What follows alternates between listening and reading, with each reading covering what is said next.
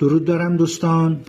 در پیج ویزوت در مورد فیش‌های خرید صحبت میکنن که چطوری انجام بدیم. درسته اونجا هایلایت نوشتن، ولی من خواستم برای شما کامل توضیح بدم. نگاه کنید، فیش خرید که گرفتید اینجا یه دونه پایانه داره، یه دونه کد کارتخوان مرجع داره و یه دونه قیمت خرید رو داریم. درسته؟ شماره پیگیری در این فیش نیست. به جای پیگیری عدد 0 رو میذاریم. الان شماره پایانی من هستش 710. درسته؟ می نویسم 710.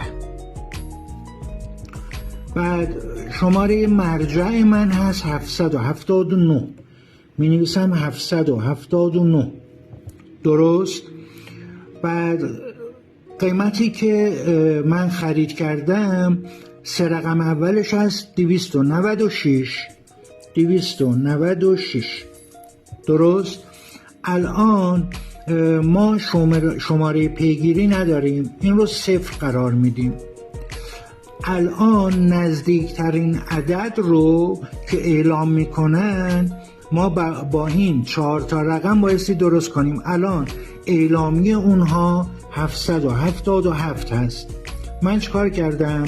من اومدم 710 رو خب تقسیم بر 296 کردم، رقم شد برام 2.39.